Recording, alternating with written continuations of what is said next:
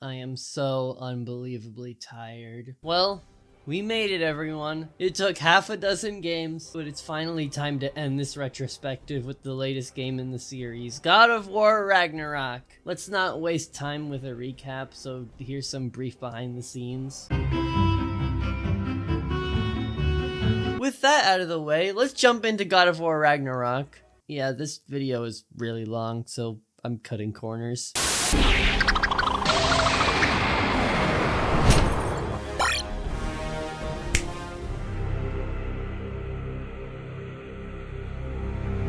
The game starts with Kratos chilling by a campfire inside a cave. It's been quite some time since 2018, so when Atreus walks in, he's older and his voice is deeper. Right off the bat, we hear that Fimbulwinter has started, so it's been snowing non-stop since Baldur died. As Kratos and Atreus ride home on a sleigh, we get ambushed by Freya, who's still trying to exact her revenge. Much like any other God of War game, Ragnarok's opening sets the tone effectively. 2018 started with a somber, slow funeral, but Freya's ambush tells us that this game's story will be a little larger in scope. And as you can already see, the presentation still goes hard. 2018 already looked pretty good, but you can really see how much more resources Santa Monica Studios was provided by Sony. The characters are a little more expressive, the models and environments have more detail than ever. Fimbulwinter's effect on Midgard is very much present, with the tone being a little less welcoming than the colorful woods seen in 2018. And the other realms look incredible too, like Svartalfheim's wetlands or the other realms affected by Fimbulwinter like Alfheim. As we lose Freya, Kratos and Atreus make it back home safely. We can see that Atreus has a deep emotional attachment to the wolves since he can hear what they're thinking. When we make it back home, we see him tending this wolf in particular, Fenrir, who's dying. Atreus wants to help him get better, but Kratos tells him to put him out of his misery and to let go. We also get more talk about what our characters should do now that the prophecy of Ragnarok is in motion. Atreus wonders what his destiny as Loki really means, and when Kratos goes inside to talk to Mimir, Kratos goes to sleep and has a dream of Faye. She marks Kratos' forehead and says that time is running out. When Kratos wakes up, Mimir states that Atreus hasn't come back from burying Fenrir, so we have to go outside again. And with that, let's talk about the gameplay. Yeah, all of the gameplay, well, most of it. Usually right here I'd talk about just the combat, since we fight enemies here, and I'd talk about most of the combat. But I'm cutting corners, okay? So let's talk about a bunch of stuff from the gameplay. The combat is a significant improvement over 2018. Fimbulwinter's anti-magic nature is a neat way to explain why we're back to square one, and even without all the fancy upgrades, the base combat feels snappier and more fluid to control. Some noticeable changes are the ability to charge your weapons up before attacking, which is done by holding the triangle button. It essentially dishes out strong frost or flame attacks, and when you pull it off successfully, you can mow down enemy health bars like a hot knife through butter. Another new feature is the death from above move. When you run off a ledge towards an enemy while holding R1, Kratos will do this cool downward aerial attack, dealing a ton of damage. They also removed the shield section in the skill tree in favor of different shields you can equip, with each shield sort of taking something from the old skill tree and turning it into its own thing. Like the tried and true parry shield, as well as this one that absorbs attacks for you to send back at enemies. There's a lot more, but these two are my favorites. Speaking of the shield, in addition to red attacks that need to be dodged and yellow parryable ones, they introduced blue ones that need to be broken up with a double L1 tap. And in addition to the Blades of Chaos and the Leviathan Axe, later on in the story we're granted the Drauphnyr Spear, which is quicker, throwing out small jabs at enemies, and it can infinitely regenerate projectiles you can shoot and blow up. You can also use them to clear pathways and stick them in walls to swing around. I've said it before, but all these new additions, as well as the more fluid controls, really makes the combat feel a lot more pleasant than 2018, and I like 2018's combat just fine. There's also a lot more variety when it comes to enemies in this game.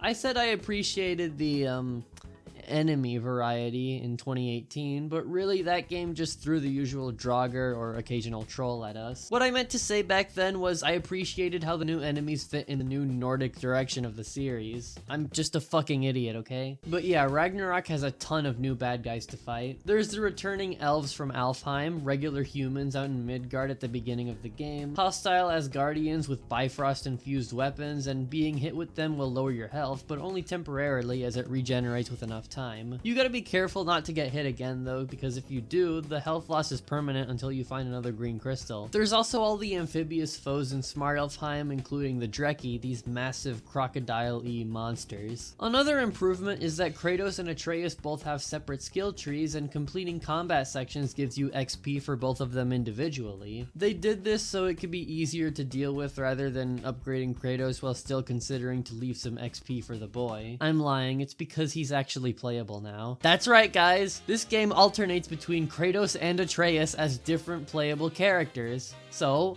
how does Atreus control? A chest.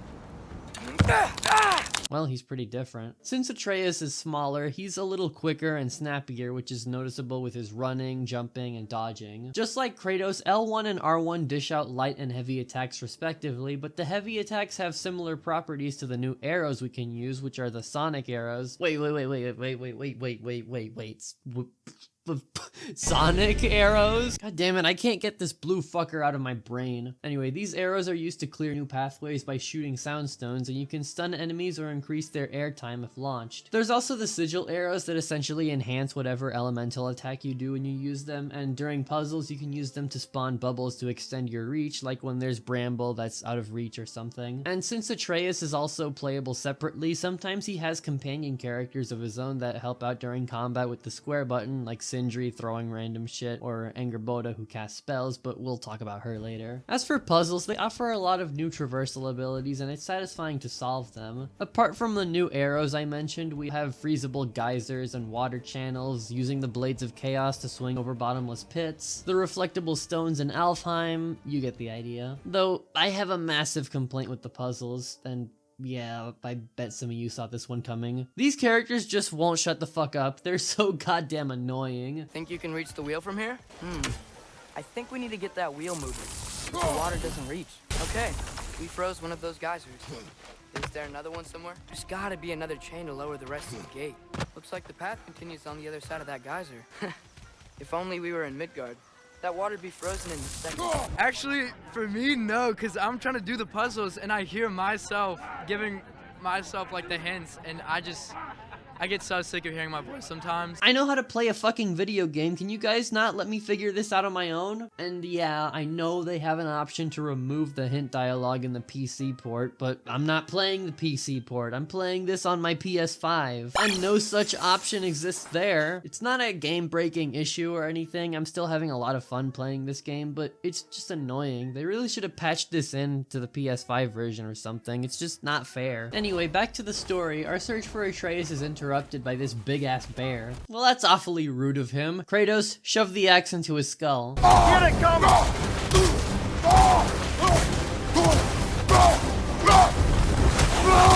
Oh, wait. That was Atreus?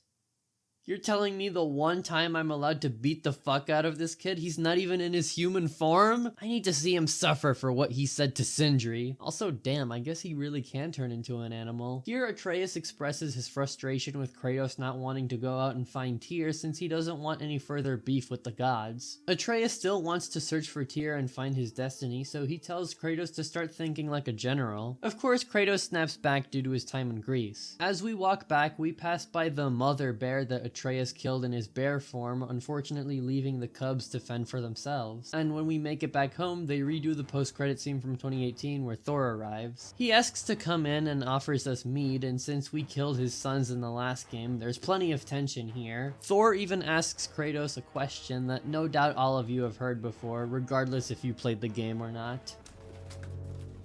You seem like a calm and reasonable person. Are you? A calm and reasonable person. Yes, Thor. I would also consider Kratos a calm and reasonable person. Thor isn't the only god who comes here, since soon after we get introduced to the all-fucker himself, Odin. Odin could care less about Magni and Modi's death, but he's very much upset that Baldur's gone. Me too, man. Have you seen the last video? Anyway, Odin proposes that they try to keep some peace between themselves, and he promises to let them keep Mimir and get Freya off their back. Kratos, not falling for Odin's deception and believing that Freya doesn't deserve any harm, turns him down. Thankfully, Odin understands and goes on with his day. Just kidding, he's a god, remember? He orders Thor to smack us with Mjolnir, launching us several meters in the air before we can show him just how calm and reasonable we can be. Man, I got my ass beat. I'm not posting that shit. Oh no. I say when we're done. Whoa. Impact-wise, I still prefer Baldur's fight, but Thor's is nothing short of amazing either. Everything from his brutish character design to the boss arena itself, and even his moves are so authentic to Thor. I love how it's all stormy here, and he often tries to stop us with lethal hand claps, cause, you know, they're thunderclaps. It's clever. I love how the first phase takes you down a peg since you have to fight him without the axe. But after Thor resuscitates you, the Leviathan axe is finally in your possession, and we get this incredible moment where the axe and the hammer collide to create a frozen lightning bolt. Another thing I like is that the axe is the only thing that wounds Thor, since it's laced with the world serpent's venom, and the two of them are destined to fight when Ragnarok comes. Throughout the fight, Thor will try to provoke Kratos, constantly bringing up his reputation as the ghost of Sparta. When Thor breaks Kratos' shield and Kratos socks him in the face, Thor is satisfied enough to leave. Afterward, Brock and Sindri return as we frantically make our way back to the cabin since we left Atreus alone with Odin. When we make it there, Odin is thankfully gone, but he offered to pay for the roof and invited Atreus to Asgard before he left. We'll put a pin in that for now, but afterward Atreus shows Kratos a secret from the giants, telling us that Tyr will be at Ragnarok, meaning he's still alive. In order to continue our search for Tyr, we need to find a way to realm travel without the main gateway, since Odin's forbidden all realm travel, so we need to ask Sindri for assistance. Sindri takes us to his house in the realm between realms, which acts as our base of operations in this game. The dwarves inform us that they came up with an experimental way of realm travel that requires torturing Mimir. So, do I control this thing somehow then? Oh, no. This is just to hold you in place while we shine this light in your eyes. I'll show you permanent damage, you wee fuck! Kratos! Throw me at him!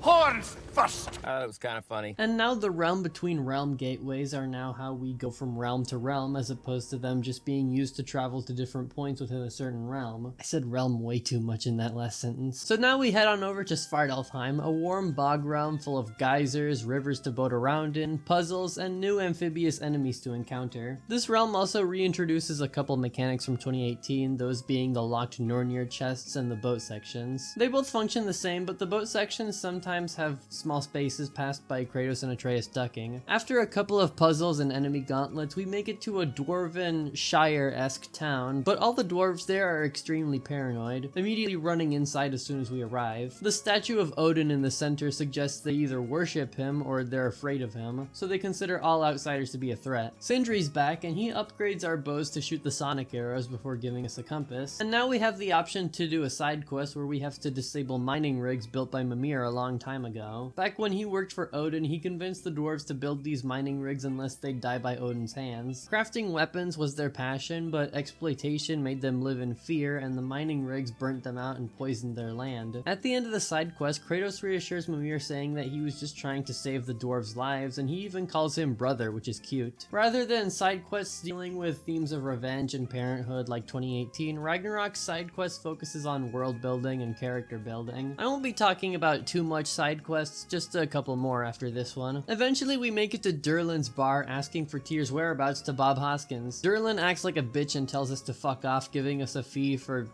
I don't know, talking to him, I guess. But in actuality, it's a map, so he was actually helping us. We hop aboard a train to go on top of the mountain, take in this incredible view, and immediately fight our first Dreki. Father, what if a war with Odin isn't just Tyr's to fight?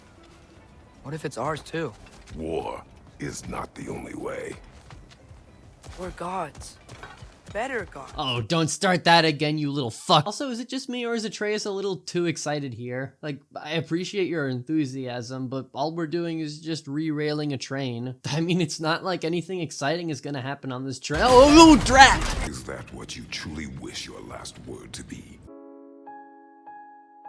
The whetstone of the Night Ripper. When resisting an occupation, sometimes the most obvious methods are the best. It is old. No longer of use. But enough about you. I'm talking about the whetstone. That was kind of funny. So after Sindri gives us flashlights to compensate for our lack of Bifrost in this game, we come face to face with the guards to Tyr's prison. And afterwards, we finally found the Norse god of war, Tyr. We've heard so much about him, now he's finally here. It's so nice to meet you. Have you Hey man, are you okay? So yeah, Tyr's been held hostage in the mines for God knows how long, constantly tortured by Odin. Tyr is justifiably skeptical whether or not Kratos and Atreus are even real. When Kratos frees him with the Blades of Chaos, Tyr recognizes them immediately, automatically assuming the worst. When Mimir decides to help out since he and Tyr go way back, Tyr gets even more frightened and runs away. While Atreus chases after him, we have some more guards to fight before Tyr finally calms down and listens to reason. At first, he doesn't seem to want to come with us, but Kratos tells him to master himself, that he's a leader, and Atreus came all this way just to find him. As we make it back to the house, Atreus explains that Ragnarok is coming, so they need Tyr to stop whatever Odin has planned. As we already saw in 2018, Tyr hates war and violence. He doesn't take it too well that they essentially ask him to lead them into war, but he feels that he owes them for freeing him. Back at the house, we hit the hay for the night. Once Kratos is alone with Mimir, he expresses his frustration with Atreus he's been feeling lately, how he wishes he wasn't so headstrong about finding his destiny. The camera pans down to Atreus eavesdropping before Sindri shows up, and the two of them decide to journey back to Midgard to meet with our old friend, the World Serpent. The only word he speaks to them is Ironwood, and he goes back to sleep. Now, the real reason we came back was to talk to Freya and hopefully convince her to join our cause, which is obviously a fool's errand. On the way there, Sindri tries to tell Atreus over and over that this is definitely a bad idea, but Atreus seems to believe he has a decent chance of, well,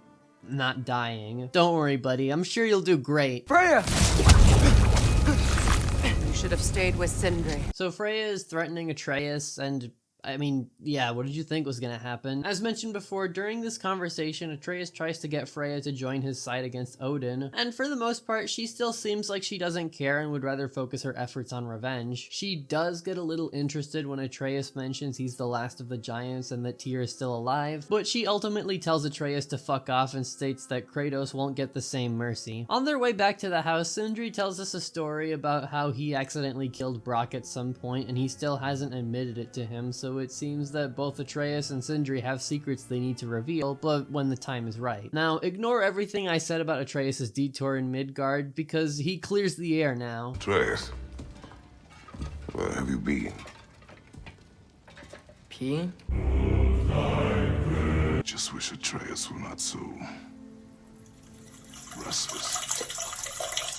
I actually really like the awkward energy of this scene. The gang decide their next course of action is to journey back to Alfheim for another secret from the giants, and while they do so, they're seated around a dinner table. This is pretty different for this series, and it's oddly comfy. This is the first time we've actually seen Kratos sit down and eat. I don't know why I felt the need to point that out, I just thought it was funny. Anyway, now we step outside and— Excuse me, sir? Mind if I take a little peek at you? I promise I'll be brief.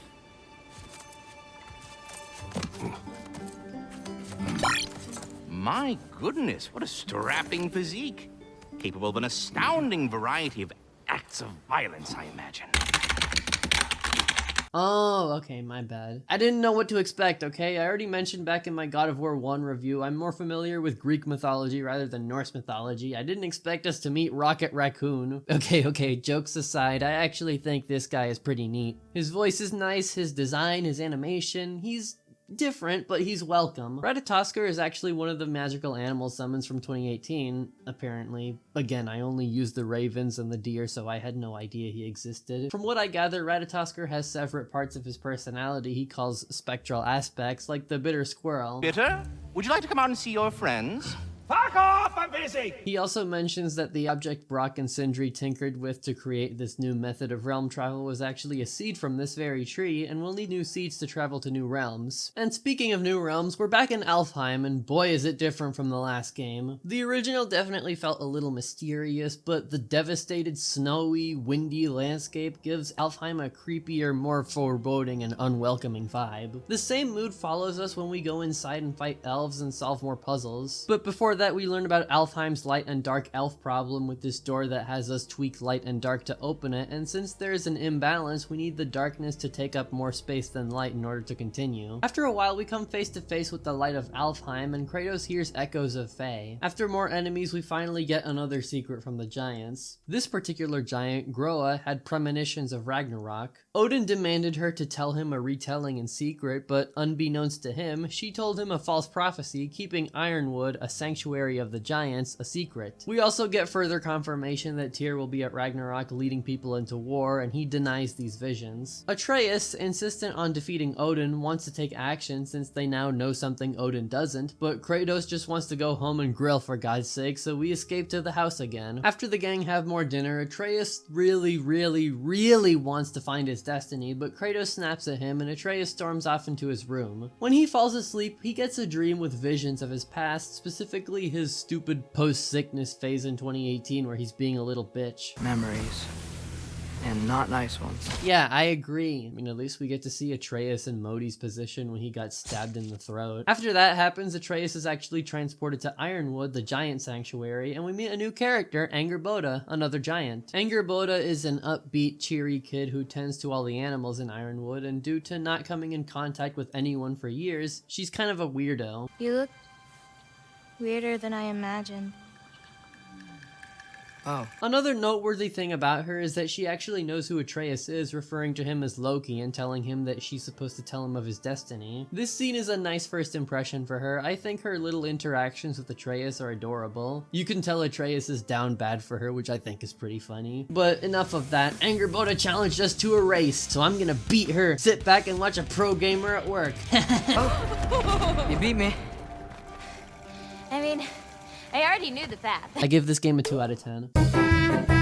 So now we make it to the prophecy room, and to Atreus' shock, Kratos will end up dying in the future, and he'll be working together with Odin. And Atreus doesn't like this, so he turns into a wolf in a fit of rage. But once Angerboda calms him down, she tries to reassure him that it's okay to be scared of the future, but also tells him that he's gonna have to accept his fate whether he likes it or not. And after that bombshell, we're riding on an ox collecting fruit, or as Angerboda puts it, giant stuff. And this is where it gets really boring. Yeah, I bet some of you already saw this coming a mile away, but eventually Ironwood drags hard compared to everything that happened prior. The point of this section is to flesh out Angerboda as a character, and while I do like her and I think she's neat, I feel like this part of the game was a byproduct of not making the Norse saga a trilogy. If it was a trilogy, these bits of her character would have been spread out a little more, but as it stands, this detour is fine for the most part, but it's just too damn slow. Hey Atreus, what do you think Kratos is up to now? Peeing?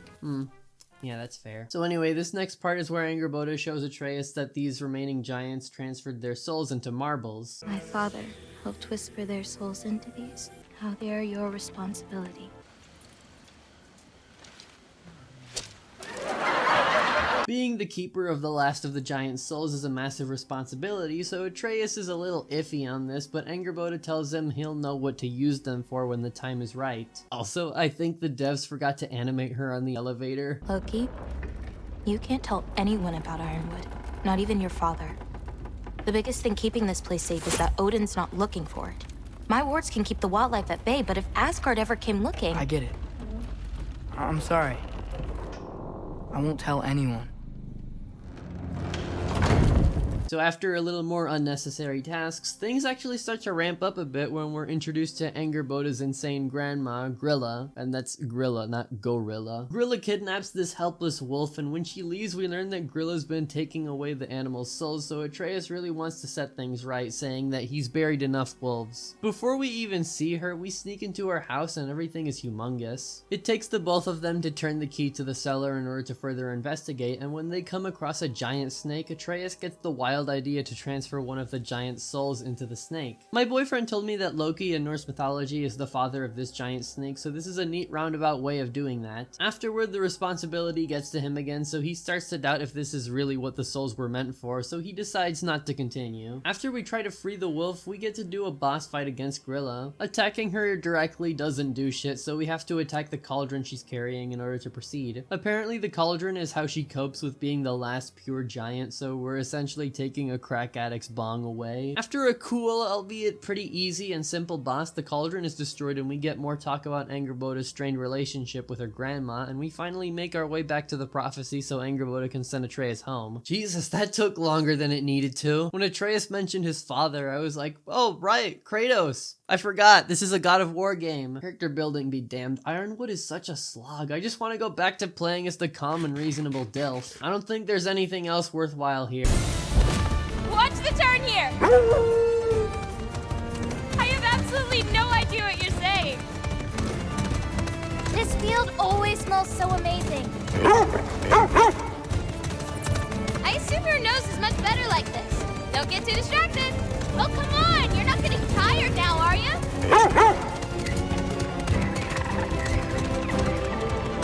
Wow. All of a sudden, Atreus and Angrboda decide to do a rematch of their race earlier, but this time she rides on a fox and we quickly catch up by turning into a wolf. The visuals, the tone, the fucking music, everything about this one moment feels magical. I'm not complaining, this is easily the best part of Ironwood. Now that we're back at the prophecy, Angrboda tells Atreus to dream of home so he can get transported back, but instead of going back to the Yggdrasil tree, he gets transported back to Midgard. Well, time to go back, I guess. Holy shit, it's him! Kratos reveals it's been 2 days since Atreus left, which isn't wrong because it approximately takes 48 hours to beat Ironwood, but also Kratos lets his son know that he was concerned for his safety. Atreus, knowing what's gonna happen in the future, is also concerned for his father's safety. I have tried to walk this path with you.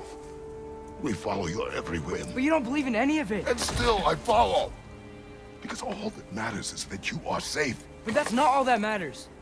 Who's keeping you safe? It feels so good to finally control Kratos again. No! Well, Atreus, I guess that prophecy came into fruition sooner than expected. My condolences, is what I would say if we didn't unlock Valor, an alternate ability for Spartan Rage, baby! Now we have the option to regenerate a large amount of health instead of going into Rage mode. With this new technique, we can finally have what it takes to defeat Freya? Yeah, that's right. Freya disguised herself as a Valkyrie so Kratos would actually make an effort to fight rather than just defend himself like in the opening. Of course, when he finds out it's her, her plan is ruined. I also like how she starts to short circuit after Atreus turns into a bear and Kratos tries to calm him down. I'm probably fucking stupid, but to me, I saw this as Freya realizing that she maybe shouldn't walk the path of vengeance since Atreus lying helpless on the snow as his father tries to help him makes her remember the day she lost her son. But what do I know? Anyway, Kratos orders Atreus to stay at the house with Sindri while he, Brock, and Freya go on a quest to remove the spell Odin put on her that prevents her from leaving Midgard, taking us to another new realm, Vanaheim. Vanaheim is a quiet forest drenched in a blue hue. Unlike the other realms, Fimbulwinter's hit it pretty hard, but even before that, Freya talks of Odin attacking a village she used to grow up in. In order to prevent Odin's spell from ripping Freya back to Midgard, she turns into a hawk, which is an exploit she discovered after Kratos and the gang discovered the new method of realm travel. This realm also introduces new mechanics like the sigil arrows and these plants that explode with poison. And while all this is nice, I'd like to take a moment to appreciate the new word that Brock throws at us.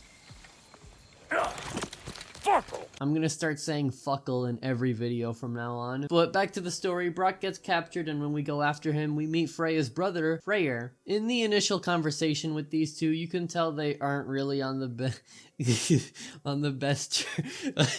There's no time to explain, just listen. These men are in my service. It's not just me, right? This looks really silly. Anyway, after Freyr is up to speed, he's actually a chill guy, and so Kratos and Freya leave Brock and Mimir with Freyr's gang so the two of them can find out how to break Freya free from Odin's curse. While we do more puzzles and enemy encounters, Kratos tries to relate to Freya by telling him a little bit about his past, like bringing up Deimos when Freya's mad at her brother, and Calliope when Baldur comes into the conversation. His name was Deimos. When we were boys, he was taken by 2 gods obsessed with prophecy. The gods of my homeland seldom left survivors, so by the time I learned he had lived, it was too late for amends. In the service of a cruel god, I was tricked into destroying a village, not knowing my own wife and child were there until their blood stained my hands. I swore revenge. This actually shocked me a little bit. I know there was Greek stuff in 2018, but it seems like Kratos is a little more open about his past now, and it was a nice way to naturally include a little fan service. I know. You know? You think you can even begin to understand the pain of losing a child? Oh god, how do we tell her? So anyway, now we're at Freya's birthplace, and we discover that Odin tied the curse to the Yggdrasil tree's roots, and cutting them makes the Neohog show up. A dragon tasked to protect the world tree who can spawn portals to and from the Yggdrasil tree, known for Astrobot fame too. You are not funny. That was kind of funny. The boss is probably the best in the entire game so far. The first phase has Kratos distracted while Freya tries to break the roots, and when she breaks the Vanaheim root, she transforms back into her human form and helps us out during the battle. It uses a ton of mechanics introduced previously, like hitting the blue attacks with our shield, and they even introduced the sigil arrows here. And of course, this is another classic God of War boss with amazing cinematics and a large scope. I was absolutely enjoying myself with this boss. Can't do this without you, Kratos! Neohog, or Nidhogg, more like Midhogg. After we give Neohog the Mimir special, Freya finally cuts the rest of the roots, allowing her to travel through the realms freely. Now that Kratos helped her out, she has to make the choice to either forgive him or kill him. The acting here is absolutely insane. Daniel Biscuti really knocked it out of the park with his performance. And I also think Christopher Judge does incredible as well. He's already had moments where he was allowed to show off more of his acting talent, like after Ironwood, but when he apologizes to Freya, I was also impressed. I do not regret saving your life, and never will. But the choice between life and death should have been yours to make. I should not have robbed you of that choice.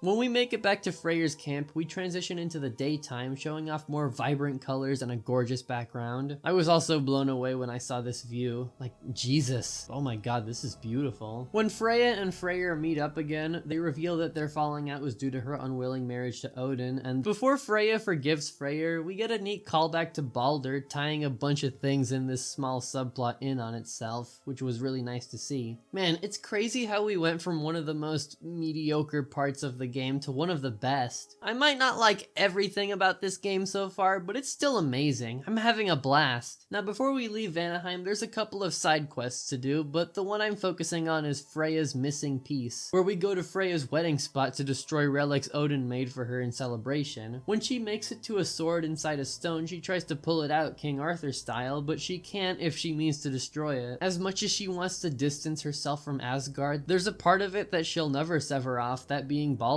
When she states that Odin is the real threat and Asgard is still her realm, she's finally allowed to take the sword that we can use during combat. And before continuing the main story, the game jump scares us with a dual Dreki boss fight. Also, look, a God of War 2 reference! You ever have those moments where you wish you could go back, rewrite your own past, make different decisions? Journeying through time is more trouble than it is worth. Ah, fair point. You're speaking metaphorically, right? No. Of course you're not. Before making it back to the house, Freya thinks it's weird that Odin invited Atreus to Asgard and Atreus disappears for 2 days after that. When we return home, Kratos interrogates Atreus, once again being mad that Atreus is keeping things from him, asking him if he's been to Asgard. Atreus makes it clear he's tired of not having his father's trust, but he does mention he's been thinking about going to Asgard for a good reason. There is no good reason to go to Odin. He'll only cloud your mind. But I'd be going for us. I gotta stop something bad from happening. Something bad did happen! Look at me! At Freya! At Tyr! Odin did this to us! What's got everyone caterwauling all of a sudden? Atreus wants to go to Asgard. Asgard? Get kicked in the head or something? That was kind of fun. Now Atreus is really mad, so he temporarily transforms into a homunculus, apparently. And then he transforms into a bear, and he goes to the Mystic Gateway to escape. Come on! That has to be the most violent boy screech I've heard from this man. Once that's done, the Brat of War is once again teleported to Midgard, so he treks through the bitter snow to find some place to get warm for the moment. Eventually, we make our way back to Freya's old home, the Sanctuary Grove. The turtle who was over Freya's house isn't doing too well due to the harsh temperature, but he manages to gather enough strength with Atreus' help to lift himself up so Atreus can go inside to start a fire for both of them. Suddenly, Atreus is greeted by a raven, taking him to Asgard. Asgard. I mentioned that all the realms were beautiful and Asgard is no exception, featuring lots of greenery and mountains under the big blue sky, spanning as wide as the eye can see. The only other thing here is a massive wall built by the giants according to one of Mimir's stories, so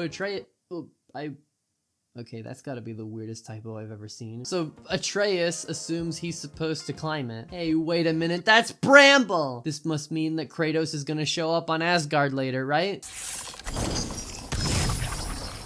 Help them! There we go. Oh. Never mind. On our way to the wall, we see that Odin offered some humans refuge from Fimbulwinter under the wall. We also hear from this guy that no one ever climbs this wall and no one ever plans to, so the only sensible thing to do for Atreus is to climb the unclimbable structure. I bet I'm past the worst of it now. Or not. Here we go.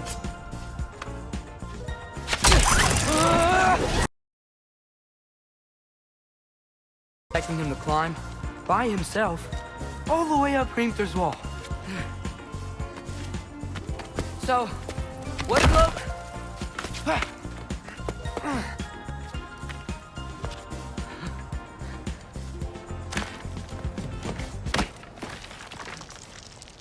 Hello. This is Heimdall, one of the Aesir gods. Judging by his unwinnable boss fight not long after, he's like the Norse equivalent to Hermes. Also, he's kinda racist. Now feel free to drink in the splendor of Asgard. This is a rare sight for outsiders.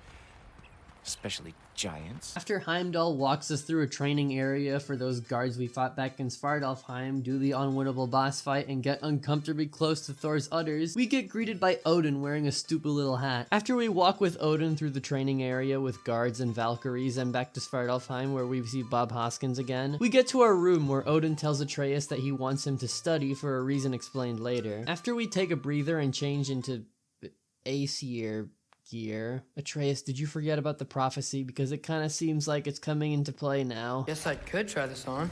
Has less mud on it anyway. Okay, yeah, I guess I can't argue with that. After changing, we briefly get introduced to Thrud, Modi's sister. Atreus shits his pants when she enters the room all menacingly, but she reveals that she doesn't really care, so it's all good. Now we're in Odin's office, and I think it's funny how Odin talking to a raven makes it feel like he's on the phone. Do you see me nodding and saying, yes, I understand? Uh-huh. Yes. Yes, all right. Atreus probably understands the raven, but we don't, so it's funny. Once Odin finishes his phone call, he actually starts to manipulate Atreus into doing his bidding. He gives him a cool magic sword that acts as a companion character later, and he gives him plenty of books to read. At first I thought Odin didn't really have the aura Zeus had, and while I still kind of think that, sorry, I'm starting to like Odin. He comes across as more of a normal guy rather than a ruthless conqueror, and that's important to make him seem like a manipulator. Anyway, Odin takes us to his basement and shows us a crack in reality of sorts, to which presumably he can find the key to stopping Ragnarok. He also shows us a mask with odd markings on it, and translating it shows it's not from the Nine Realms, as well as talking about fire and brimstone. Therefore, Odin sends Atreus and Thor to Muspelheim. I forgot to mention this earlier, but all the side quests from 2018 are actually canon, since Thor talks about how Kratos freed all the Valkyries back in his boss fight at the beginning of the game, and Atreus mentions that him and Kratos completed all the Muspelheim trials the last time they visited, which was nice. As we trek through this hellscape, we occasionally fight enemies and Thor just does whatever he wants. Sometimes he'll sit back and watch us fight, sometimes he'll join in on the fun. I think that's kind of funny. As we go forward, we pull out the mask to determine whatever direction we need to go in, and Thor clears the path ahead while also giving Atreus a stroke by grabbing him while jumping over large gaps. It should also be noted that Thor is still very mad at Atreus for killing Modi. He already collected a blood payment from Kratos, but he still feels the urge to give Atreus the Poseidon special, and honestly, can you blame him? So Atreus convinces Thor to give the Muspelheim trials a go. Thor leaves and Atreus goes to investigate a cabinet where we run into Angry Boba again. She's on the hunt for more giant marbles, and before we continue our quest, we take a look at another giant secret, and well, if Kratos didn't give Atreus the talk by now, then uh-oh. Looks like they even became friends.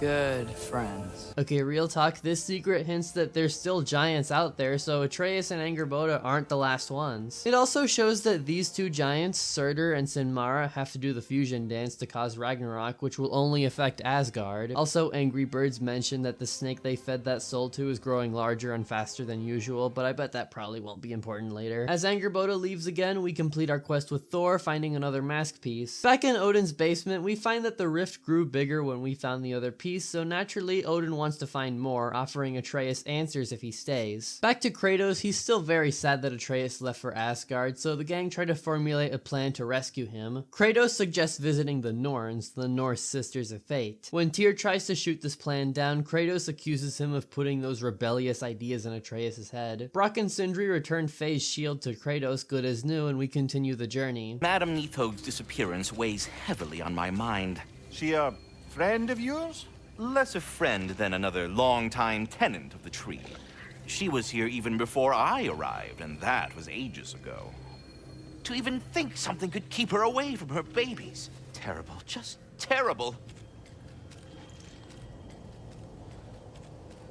Oh! So now we're in Midgard again, riding on a sled pulled by wolves as they try to track down the scent of the Norns thanks to Freya. When we make it to their hideout, we hear voices in our heads, and it only gets worse as we continue. But before that, we get another mini-boss, the Frost Phantom. The attack pattern here is pretty unique and fluid, and the health bar is interesting. You have to build up the stun meter by hitting the core over and over again, and once it's built up, you have to destroy one of the pillars, instantly splitting its health. Once we beat it, we descend down a dark cave, and we find out that the chisel doors are now relegated to a simple motion of the left analog stick, which is a great change rather than just playing a game of Operation with these fucking things. Now the Norns are trying to mess with us, telling us we can't change. Freya, who tried to run away from prophecy by cursing Baldur with invincibility, Mimir, who didn't bat an eye when Odin betrayed everyone he cared about, and Kratos, who, well, you know. The Norns try to torture us with these visions while we do more combat, ultimately ending with Kratos seeing the horrible sight of Atreus begging Odin to protect him from Kratos. After that nightmare, we ride on horseback, or rather, Kelpie back to the Norns' underwater lair that I'm sure is supposed to resemble the Threads of Fate from God of War 2, but to me it looks like uncooked pasta. And much like any other deity in the series, the Norns prove to be assholes, predicting what Kratos and Freya say before they say it, and overall just acting really rude. They do tell us that Heimdall plans to kill Atreus, and if Kratos wants his son to be safe, the Ghost of Sparta must come back. I also like how, in a way, this quest prioritizes a recurring theme for the entire series, characters fulfilling prophecies in the attempt to avoid them. Freya's indirect murder of Baldur, Kratos' entire time in Greece, and a more relevant example, Atreus' trip to Asgard. Another thing I like is how the Norns feel like they're just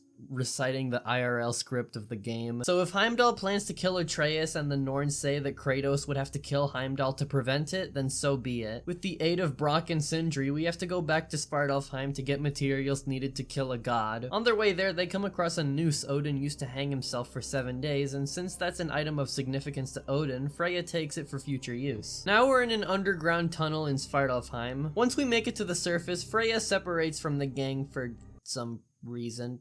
I kind of blacked out for a little, so I don't know if they explained why we'd split up, but in any case, it's a Kratos and Brock adventure now. On this elevator, Kratos and Brock ascend into a mountain, so I guess I can cross God of War Ascension off the list now. Okay, so here Brock gives us an insight on dwarven smithing culture with how their methods are more than meets the eye. It's not the form of something that matters, it's the nature. Oh, fuck no. What do you mean? He's my favorite Sonic character! Wait, actually, if you're talking about the Paramount show, now we've reached our destination, an underwater chamber where we meet the Lady of the Forge, a mermaid. The mermaid takes a ring that Sindri retrieved for us after hearing of Heimdall's intentions, and she starts to craft a weapon with the power to kill a god. The last ingredient needed is a drop of Kratos' blood, and with that, we have the Drauphnyr Spear, which can turn into a ring for easy packing. Brock tries to talk to the Lady of the Forge. She's legendary, and he's understandably nervous and flustered, but she just leaves him like he's not there. Mimir states that she doesn't listen to spoken words, but rather souls, and it seems that Brock's soul is incomplete, making him connect some dots. Fuck! Damn it, Sindri, you lion cat scrubber! I knew it. I died. I fucking died! The fuck you want? In order to cheer him up, as well as the fact that sulking is just a waste of time, Kratos still needs the spear to bear the blessing of a great blacksmith, asking Brock to do it. Even if his soul is broken, it's not the form of something that counts, it's the nature. Yep. Guess we're doing this one boy style. I love him. Before we get back home, Odin shows his ugly mug again, accompanied by Bob Hoskins using him as a human shield, or a dwarven shield. But not a dwarven shield as in a shield made by a dwarf, but a... you get it. Odin still talks about how if they work together, they can find peace. He also tries to get into his head, talking about how Atreus was oh so eager to knock on Odin's door, calling him our boy. Once Odin leaves, Mimir tells Kratos to ignore his bullshit, and we reunite with Brock and Freya to get home. Hey, what's this? Come on, Kratos! Off your back! Never mind, let's get back home. Back home, we go back to sleep once again, and Kratos gets another Fey dream, this time a flashback to when Atreus was a baby. As the God of War floats the Bab of War and the Milf of War down the river, Faye tells Kratos to be a more involved parent, despite Kratos' ever-present fear of the past and how that could potentially endanger his son. The last words that echo in our ears before Kratos wakes up is keep him safe. Back on Asgard, Thrud retrieves Atreus and takes him to Odin's library after we eavesdrop on an argument between Thrud and her mother, where Thrud is told she doesn't have what it takes to be a Valkyrie. But back with Odin, Atreus translates more mask markings. It's also interesting that Atreus asks if Odin built the house above the tear because this is where he killed Ymir, the first giant, and created the 9 realms using his flesh and blood. Odin denies this and tells Atreus that he doesn't want Ragnarok to be the end of him. He can't go to Valhalla when he dies, he wants to know what comes after death for the Aesir. And with a mention of cold wind, Atreus assumes the next piece must be in Helheim, so Odin sends us there with Thrud. Oh, forgot to mention, Heimdall will be joining you. Oh, and Heimdall too. Helheim looks, well, I wouldn't say Fimbulwinter affected it at all, but in a graphical sense, I think it looks prettier than before, especially in some later segments. But for now, Heimdall drops us off and leaves, so Atreus and Thrud talk while locating the next piece. Thrud doesn't believe for a second that Odin did all the horrible things Atreus is saying, but despite all these claims, the two of them seem to be still cool with each other. Our path is blocked by Garm, a giant wolf that's chained up and fast asleep. Of course, Atreus can feel that it's in pain, so he wants to set it free so they can advance. Soon after freeing Garm, we find out that the other side was a dead end, and what these kids did was a huge mistake. Heimdall lets us know that Garm can tear holes between realms, so he berates them, shows us a little more racism, and even crushes Thrud's dreams of becoming a Valkyrie before we're taken back to Asgard. Odin doesn't blame Atreus for freeing Garm, but he does calmly inform us that all the realms minus Asgard are pretty fucked because of Atreus' mistake. To clear his head, Atreus decides to go back home, returning the mask and the sword before we go back to the Yggdrasil tree. I sure hope everyone welcomes us back with open arms. No. It's you! Wait, it's you! So Garm's portals are flooding each realm with Hellwalkers, including the tree. Once we jump into battle, Kratos saves us as we switch back to playing as him, while Atreus helps Freya cast a spell to close the portals. With everything that's happened thus far, it's great to see Atreus rush to hug his father, and once Atreus tells everyone of his mistake, they all call him an idiot, but Kratos defends him. If the Hound of Hell is loose, he'll chew through the fabric of the realms. Hellwalkers are just the beginning. What were you thinking? Aye, this is a fuck-up of not insignificant proportions. What would drive you to such mischief? Is this Loki's doing? Enough. Leave him. Atreus has made a mistake. One that we will fix together. And in order to fix this mistake, Kratos and Atreus go back to Helheim to track down Garm. As they walk there, they catch up on what they've been doing during their time apart. Kratos talks about Heimdall's plan to kill Atreus, and Atreus talks about why he went to Asgard. But enough about boring character moments, it's boss time! Determined to fix this mistake, Kratos unfortunately thinks there's no other solution than killing Garm. Garm is probably the best boss in the entire game, better than Neohog. He's pretty challenging to beat, his attack pattern is tricky to dodge, you have multiple ways to mow his health bar down, and do I even need to mention at this point? Look at this. Look at the background. Listen to the music.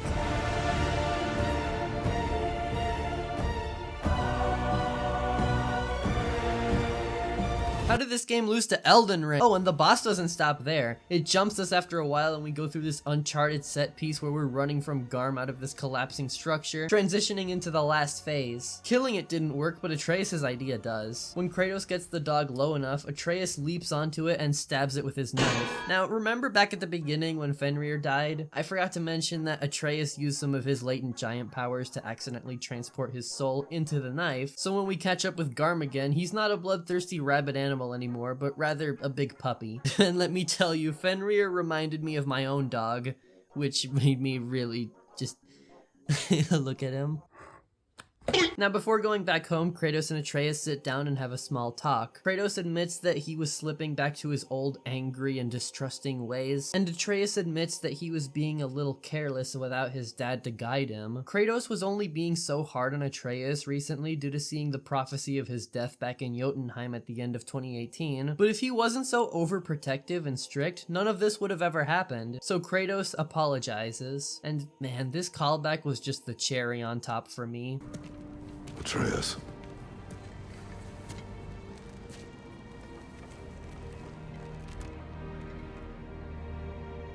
I am sorry.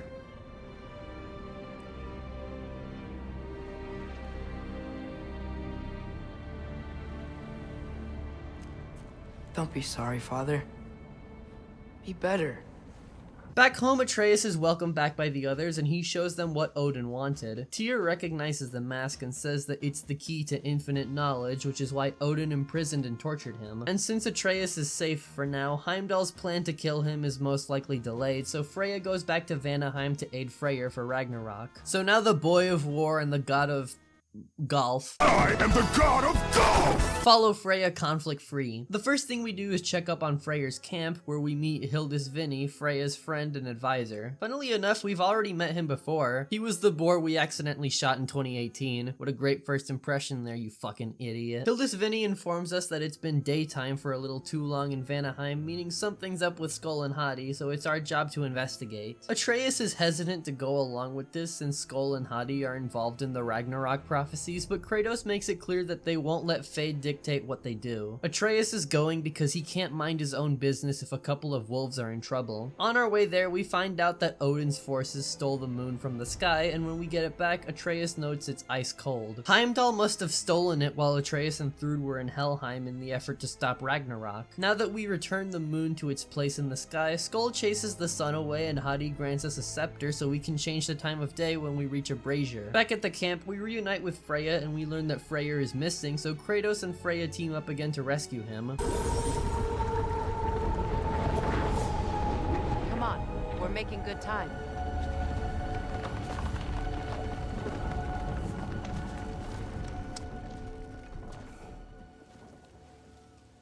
What are you doing?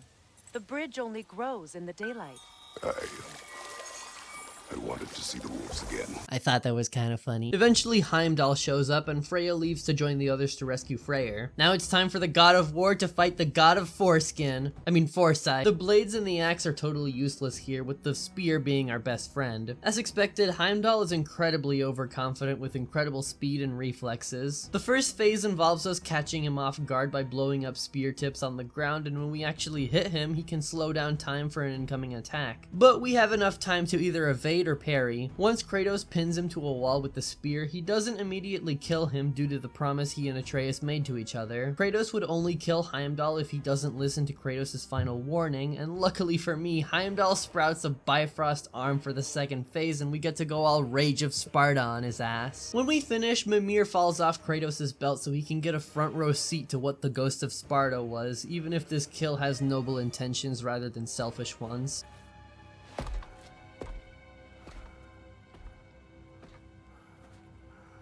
Kratos, that was just... I don't know if we are breaking fate, or fate's breaking us. Yeah, I have a capture card now. Oh, and the tension doesn't stop there, because now that Freyr is rescued, but injured, we gotta make an escape from Odin's funky bunch and fight dragons on Freyr's magical flying boat. They're too fast! Look out!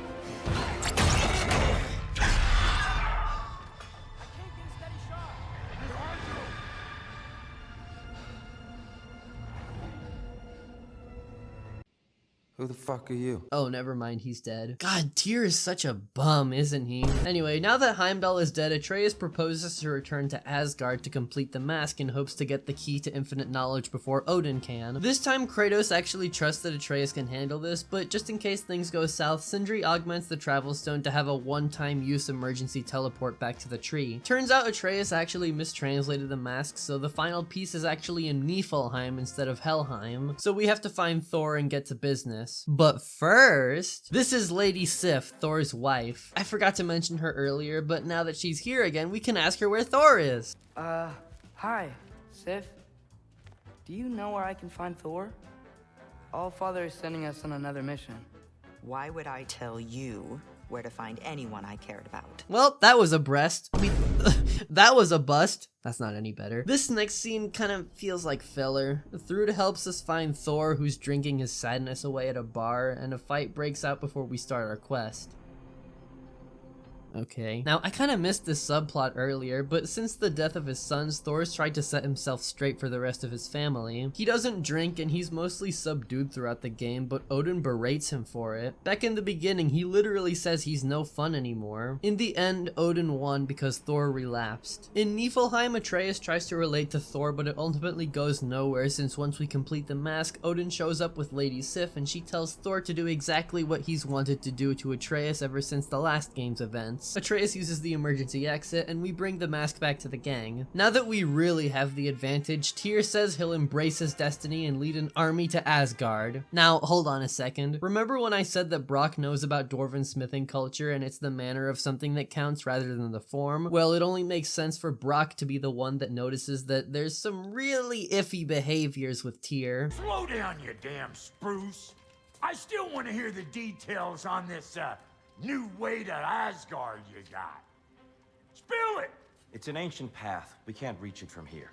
Where then? Let me collect my things and I'll show you. You ain't got no things.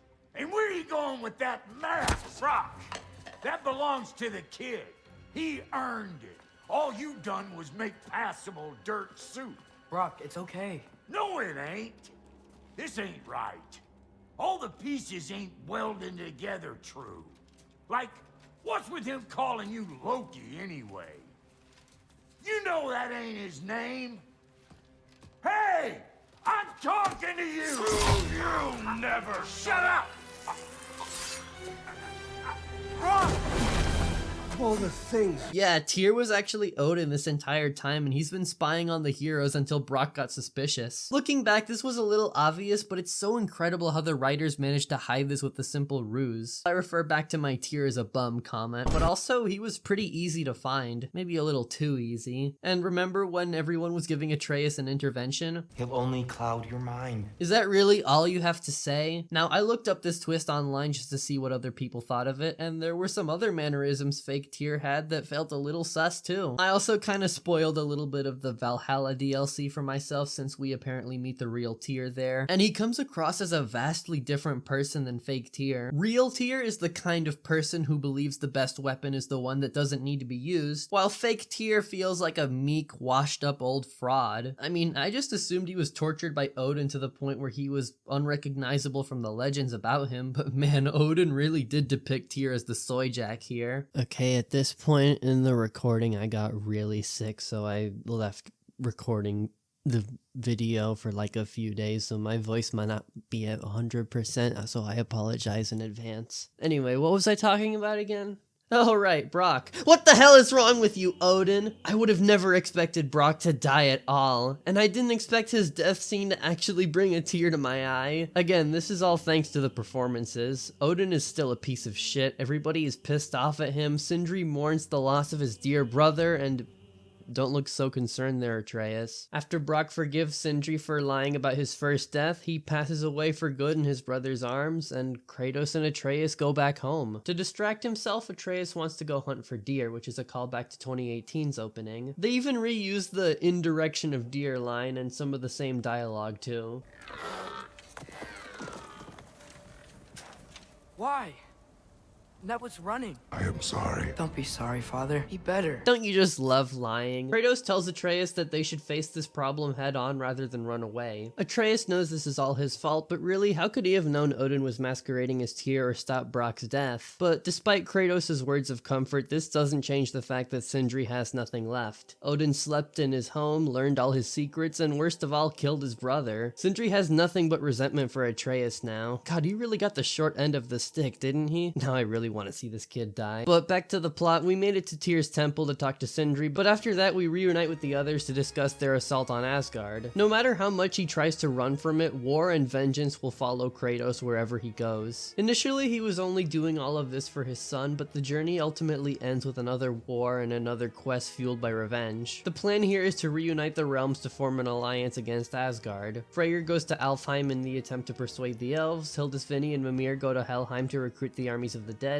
Sindri reluctantly goes to Svartalfheim to recruit the dwarves, and Kratos and Atreus go to Muspelheim to look for Surtr so he can fuse with Sinmara to start Ragnarok. Atreus has a feeling that Surtr will be near the cabinet he saw on his mission with Thor, and when we find him, Surtr doesn't want to fuse with Sinmara even if prophecy demands it. They've stayed apart for the longest time, exchanging hearts as something to remember each other by. When Surtr sees the Blades of Chaos, he figures he can fuse his power with Sinmara's heart without sacrificing her, so we follow him to the Spark of the World, the intersection of Muspelheim and Niflheim, and birthplace of the Nine Realms. I thought convincing Surtr felt a little too easy, and even Kratos seemed to think so too, but nope, Odin isn't playing another trick on us, it really was that easy. But fuck it, no time to waste. After Surtr and Sinmara's powers combine, we get a dual Valkyrie boss fight that ends with Kratos and Atreus going into rage mode for a double finisher, which was pretty badass, as well as the birth of Ragnarok. With the armies united, the gang decide to get some rest before the end of the world. Atreus can't sleep, so he goes into Kratos' tent so Kratos can tell him a story. I actually really like this scene. One of the prophecies that hasn't been fulfilled yet was Kratos' death, so this night might be their last moment together. Kratos' story is basically about himself. He talks about a man who chopped wood for his village all his life, burdening logs on his back, longing for death. The logs Kratos carries are all the regrets of his past, as well as every moment of loss in his life. Kratos doesn't know if he can carry this burden anymore. Before Kratos can finish his story, Atreus falls asleep, or at least pretends to, so we don't know if the old man accepts or rejects death. When Kratos falls asleep, he gets another Fae dream. This time it's her marking the trees of Midgard, preparing for her death way in advance. The main takeaway from this dream is that Fae tells Kratos to, Faye tells Kratos to open his heart to the world. Kratos has suffered all his life, so he's closed his heart off to the world, but Faye states that the culmination of love is grief, and we all love despite the inevitable. With Kratos' heart open to the world's suffering, he marches out and becomes a Spartan general one last time. Back then, what fueled his desire for vengeance was his personal suffering, and now what fuels his desire for justice is his need to protect his new family. I've talked briefly about how Kratos' role changes from game to game in a way. He started off feeling like an anti-hero, he slowly faded into feeling like a straight-up supervillain. One soft reboot later and he's in the true neutral category, but his speech to his army was the point where Kratos started to really feel like a selfless hero. And his theme blaring in the background really helps us motivate us for the biggest letdown in the entire game. Yeah, with how much they build up Ragnarok in the game that's literally called God of War Ragnarok, the event itself is really disappointing. For a lack of better comparison, let's look back at the raid on Olympus at the start of God of War 3. That shit felt like a war. It took you from the back of Gaia to climbing Mount Olympus itself, attacking and killing Poseidon before finally making it to Zeus at the top. And while all of this happens, we get a sense of how grand the battle is, with enemies duking it out on the ground as well as the Titans fighting the Olympians in the background. And what really ups the ante is the fact that Greek God of War music never misses.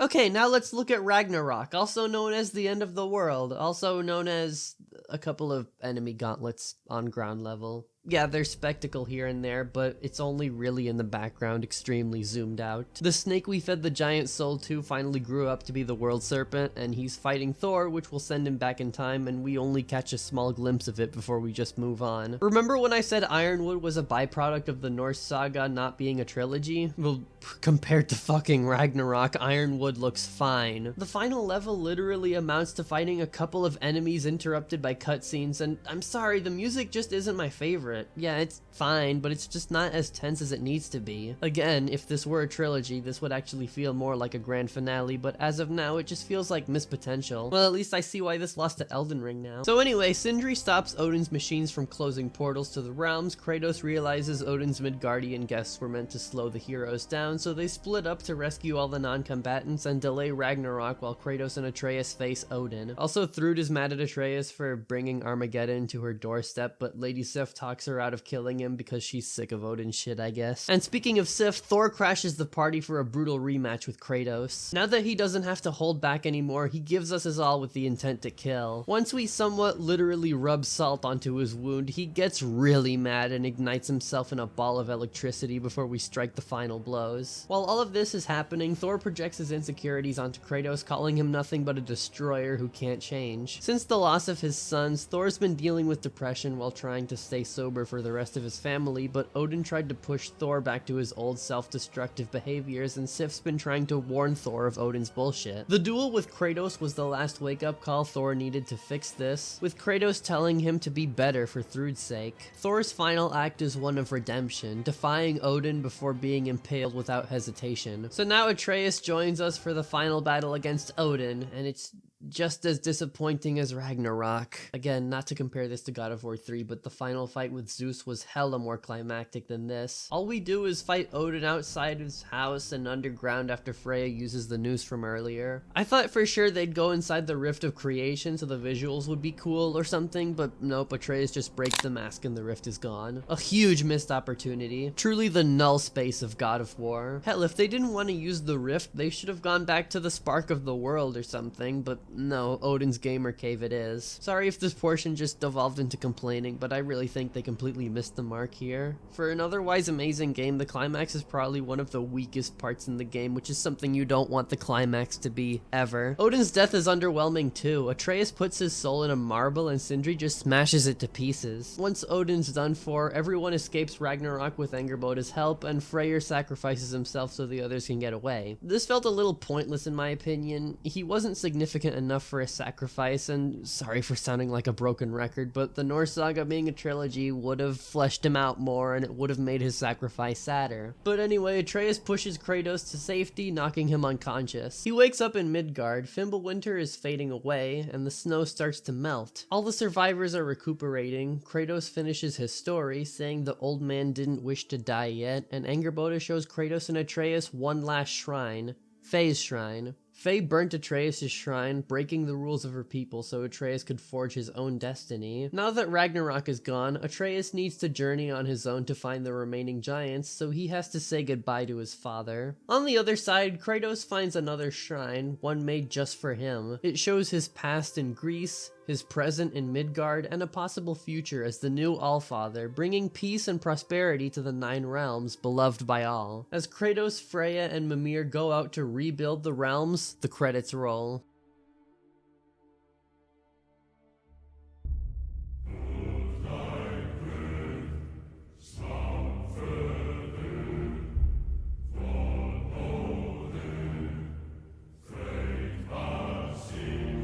So what did I think after all of this? This is my first time playing, unlike the rest of the series. Well, I was left really conflicted. On one hand, this game has high highs. The gameplay is a massive step up from 2018, the presentation is amazing, it has some incredible writing, great action, you get it. But on the other hand, at times it can feel a little cramped and drawn out. The decision to not make this saga a trilogy somewhat hurt the narrative, which really sucks since one of the consequences was Ragnarok being relegated to the same old combat and the final boss being not as amazing as it should have been. Not to mention some plot points and characters felt like they were dropped too soon or underdeveloped. Like, Grilla showed up once and never again. I thought she'd come back later during the climax or something, but I don't know. But despite those glaring issues, I think this game is still definitely worth playing. It's an amazing entry in the series. It's fun as hell. It has a nice narrative with surprisingly funny moments here and there, and it's a great way to end the story of God of War. But I know this probably isn't the end. After all, the series was supposed to end so many times before. The first game was supposed to be a standalone, the third game was supposed to be the ending, and now look at us. I think Sony will try to find a way to keep the IP alive post-Norse Saga one way or another. Besides, there's that new Amazon show coming soon, so my work will never end. I forgot about the DLC, didn't I?